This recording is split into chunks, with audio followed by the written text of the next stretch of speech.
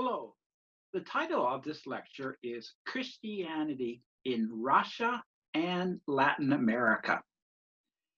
In the 18th century, evangelicalism was a response to the rational, impersonal deism of the Enlightenment, particularly the idea of God as a clockmaker who made the universe and then left it alone.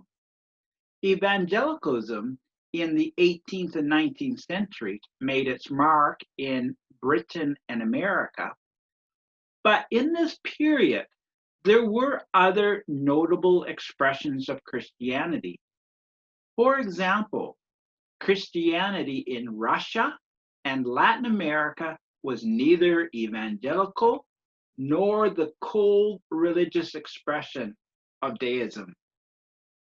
Russia experienced a process of westernization, but Russian church leaders were split on what aspects of the church should be reformed or conserved. Catholicism in Latin America also experienced division between traditional and liberal approaches of church life. For centuries, Eastern churches were in tension with Western Christianity. In the West, there had been popes more powerful than emperors, but in the East, emperors held power over the church. Eastern emperors easily deposed and replaced religious leaders who failed to do their bidding. Eastern churches, guided by Constantinople, and Western churches, guided by Rome, had disagreed on many worship and theological points. Some differences were obvious. For example, Eastern theologians objected that Western priests shaved their beards and used unleavened bread for communion. Eastern patriarchs argued for greater autonomy and independence, whereas the popes asserted the primacy of Rome as the sole seat of authority for all Christendom. When Constantinople fell to Islam invaders in 1453, many Russians saw this as God's punishment for its having agreed to reunion with heretical Rome. But in time, the West would have a significant impact on the theological thinking of Eastern churches. In the early 17th century, an Eastern patriarch wrote a confession of faith that embraced Protestant themes such as justification by faith alone, denunciation of icons, and rejection of the infallibility of the church. Cyril Lucaris was murdered for his thinking, but he had many supporters, and the episode generated much debate. Another Western challenge to the Eastern Church was European philosophy and science.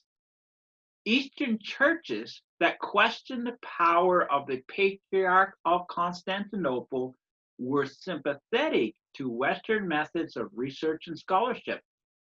But the issue of Western influence is complex. The West had the Pope and Rome, but the West after the Protestant Reformation was different. Catholicism did not call all the shots in the West. The Russian church experienced significant turmoil as reform and status quo forces clashed. With Orthodox Christianity, ceremony played a crucial role. As one historian explains, quote, community members received divine grace not as individuals, but by meeting and performing rituals together. The reformers were particularly anxious to standardize ritual practices, and they sought to reform Russian Orthodox ritual according to the most accurate religious texts and the most authentic practices of Orthodox Christians in Greece and Eastern Europe. In essence, reformers believed that the Russian churches practiced rituals incorrectly. The major leader of the reformers was the 17th century monk named Nikon. He helped establish schools that offered instruction in Latin and Greek. He required that all Russian priests make the sign of the cross with 3 fingers rather than 2. Russian traditionalists were upset because they saw this reform as evidence of the church turning its back on true and traditional ways. Many lower class Russians were suspicious of everything foreign and they rejected Nikon's reforms and new ideas. In fact, there were even peasant rebellions. That just gives us evidence of how upset many people were. Led by the priest Apicum, the old believers, sometimes referred as the old ritualists, the old believers refused to accept Nikon's reform and campaigned to restore traditional practices. Those opposing reform feared that reformed rituals would compromise the community's eligibility to receive the grace of God and thus would threaten their eternal salvation. Because of Nikon's position as patriarch, he had the power of the state behind him. The Russian church split with the reformers and old believers opposing each other. Nikon lost the favor of Russian leaders when he argued that the state should be subordinate to the church, but the old believers lost the most. Many leaders were imprisoned and exiled, including Acom. From Acom's autobiography, we have a record of this major episode. While in prison, he recorded the following, which is actually rather grim, but let me just share what he said. Later, they took the priest Lazar and cut his entire tongue from his throat. Just a bit of blood there was, and then it stopped. And he again spoke even without a tongue. Next, they put his right hand on the block and chopped it off at the wrist. And lying there on the ground of itself, the severed hand composed his fingers according to tradition. And it lay that way a long time before the people. Poor thing, it confessed, even in death, the unchanging sign of the Savior. And that, sir, was a miracle that amazed even me. The lifeless convicted the living. On the third day, I felt and stroked inside his mouth with my hand. It was all smooth, no tongue at all, but it didn't hurt. God granted him speedy healing. They had sliced away at him in Moscow. Some of the tongue remained then, but now everything was cut out, nothing left. But he spoke plainly for 2 years as if with a tongue. When 2 years had passed, there was another miracle. In 3 days, his tongue grew back complete, only a little bit blunt. And again he spoke, praising God and rebuking the apostates. In the end, Acom was burnt at the stake. Other old believers or old ritualists were also burned at the stake.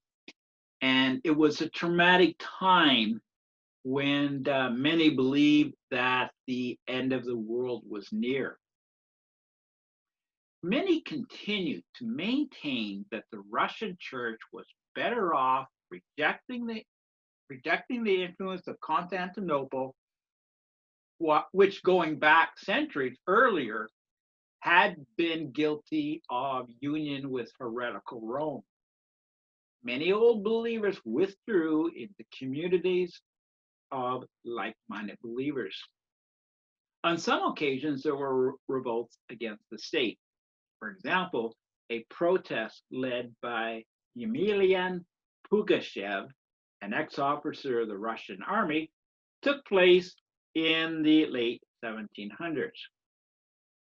Meanwhile, the growing Russian Empire of the 17th and 18th century experienced a process of westernization. In the late 1600s, approximately 18,000 Western Europeans lived in Russia, most of them in a suburb of Moscow known as Germantown. In Germantown, the future Tsar, Peter the Great, developed a fascination for technology, especially shipbuilding and navigation. When he became Tsar in 1689, he instituted a policy of forced and rapid modernization. He traveled incognito to Europe to gather information, expecting that Western Europeans would speak more frankly with a commoner than with an emperor. I might add that Peter the Great was very tall, so I think it would probably be very difficult for him to him to kind of confuse or trick many of the Europeans that about his identity. Well, in 1721, Peter the Great got rid of the office of patriarch. He replaced it with something called the Most Holy Synod, which was a board of bishops. And this came under the supervision of a secular government official. The clergy that cooperated with the state became more political than spiritual. Peter's innovations were proof to the old believers that the, quote, Antichrist ruled in Russia. Historian Paul Steves writes that the Russian Orthodox Church thus became little more than a government department for the remaining 200 years of the existence of the Tsarist state. One of his successors, that is, successor to Peter, was Catherine the Great. She likewise pursued a policy of westernization. During the reign of Catherine the Great, church and monastery land became state property. This resulted in the growth of different expressions of religion. Paul Steve concludes that, quote, many Russians sought satisfaction for their religious needs outside the church, which they felt to be unspiritual, even hostile to their interests. Throughout the 1800s, there was much debate within the Russian church concerning Western influence. Catholic, Protestant, and traditional Russian ideas clashed with each other, and much of this debate ended when Marxism found political expression with the Russian Revolution of 1917. Now we turn our attention to Latin America. Christianity in Latin America also experienced division. Colonial and slave legacies left Latin American society with a hierarchical structure. First, there was tension between Europeans born in Europe and descendants of earlier immigrants. The latter were the Creoles, who held power over the native indigenous populations.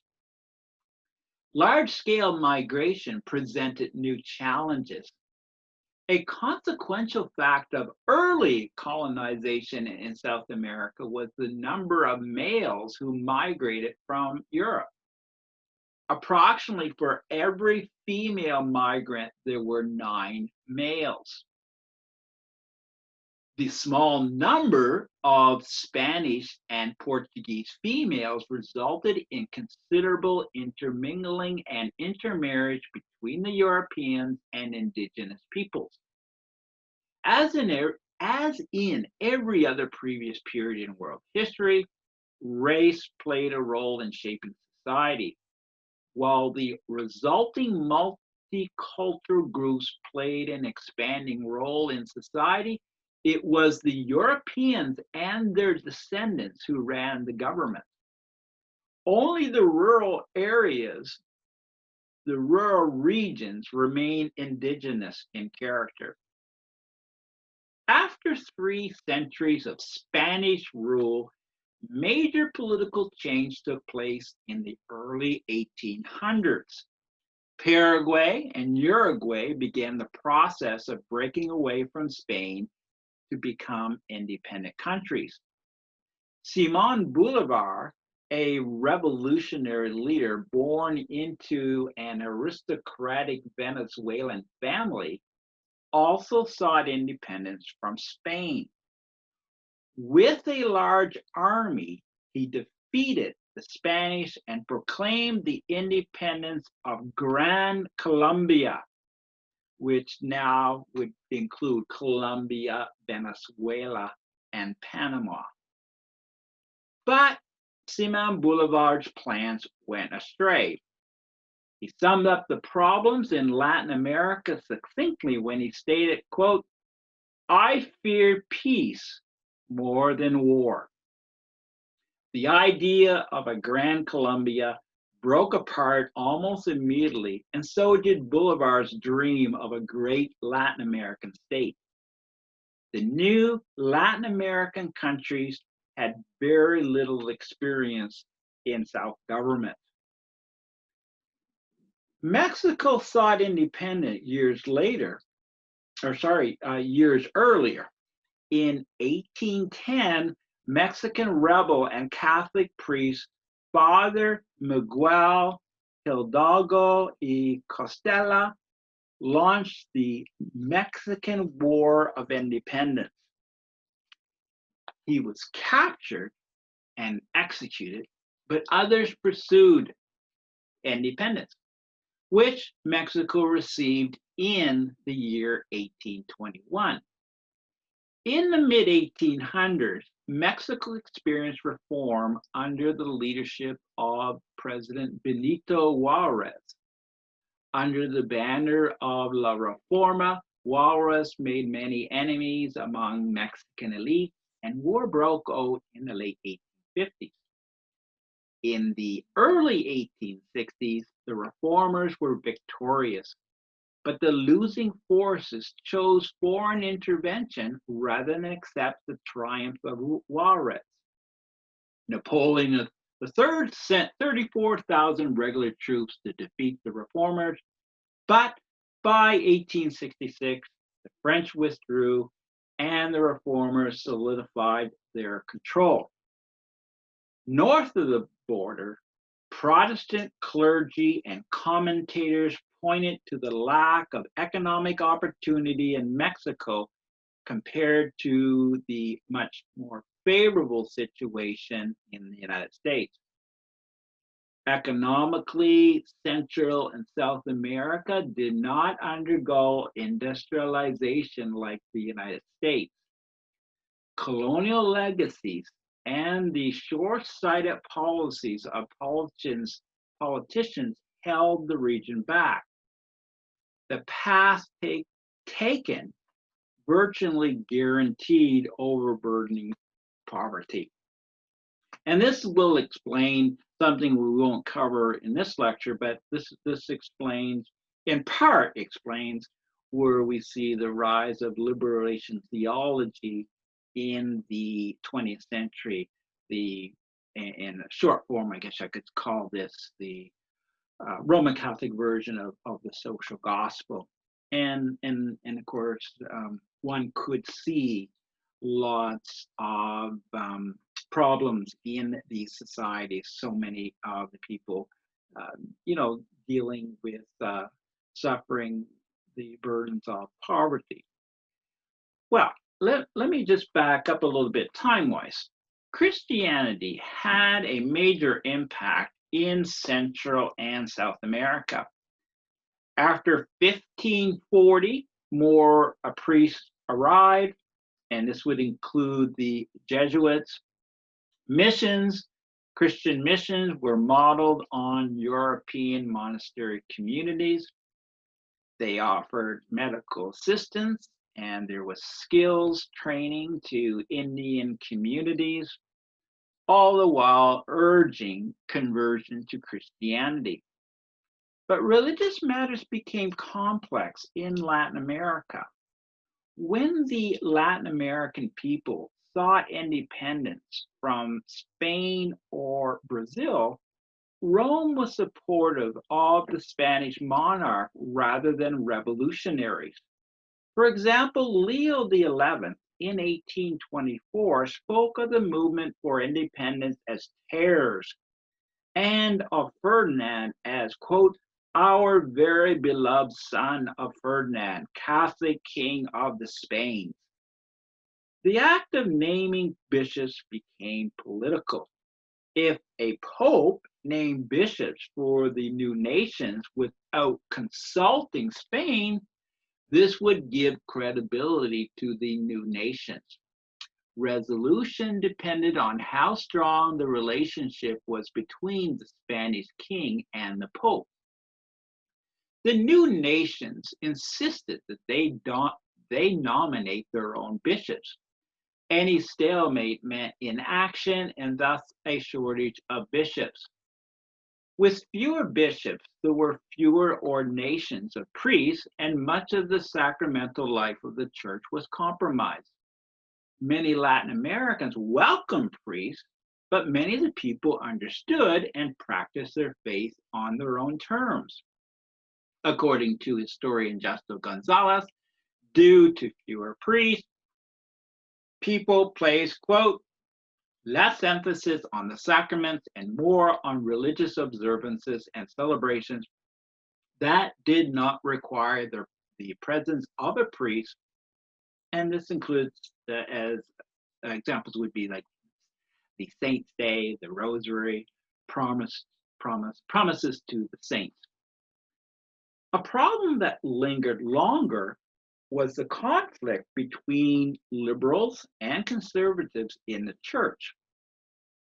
The traditionalists wanted to keep the ancient privileges of the clergy and church, whereas the liberals were critical of practices that they viewed as narrow.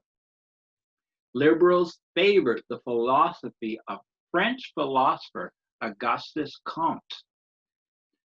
Comte had who many consider the founder of modern sociology. Comte is very interesting that we see this French philosopher, being part of this debate. In his study on the rise of Roman Catholicism, on the rise of Roman Catholic modernism, Stephen Schlosser notes that according to Comte, in childhood, our knowledge is theological or fictitious. In adolescence, it is metaphysical or abstract. And in adulthood, ground context. Put in other words, mankind went through three stages of development: the theological, the metaphysical, and the scientific or positive. At the final stage, a person arrives at being satisfied simply with the positive factual data that one can observe and measure, feeling no childish or adolescent compulsion to ask deeper questions about causality. With this positivist worldview, knowing the why or the what of a meeting of something was not important. It was enough to know that something exists. In the bigger picture, what mattered was that society needed to be reorganized on scientific principles. Comte's positivist philosophy pointed to a new Catholic Church devoid of a supernatural God. So one can see right off the bat how that's going to be problematic with some. In various regions of Latin America, politicians embraced liberalism and they ended certain traditional privileges of the Catholic Church. Also, the state went about confiscating some Catholic lands, and they also began taking charge of the official records of birth, marriages, and death. In essence, what we see here is a process of secularization. Some political leaders were sympathetic to the Catholics, and others were not. And such church state instability certainly was disruptive. Another change in the 19th century, when we look at Catholicism in Latin America, was the arrival of many immigrants. Justo Gonzalez notes that many of the immigrants were Protestants, and there was pressure on the various nations to grant religious freedom to these newcomers. As for the arrival of immigrants who were Catholic, it became apparent that the church was not ready to meet the needs of the people. Because of the shortage of priests, many baptized Catholics arriving in Latin America were without priests and religious instruction. Gonzalez argues that Latin American Catholicism became more superficial. The overwhelming majority of the people viewed themselves as Catholic, quote, but few participated in the life of the church. Eventually, many Latin American Catholics came to see faith as something to be held independently and even against the authority of the church. Therefore, when Protestantism made its appearance, it found the fields ripe for harvest, end quote. David Levine makes a similar point. Catholicism had dominated Latin America for centuries because it was protected by law, custom, and the support of elites. But this experience made it, and these are the words of Levine, a lazy monopolist.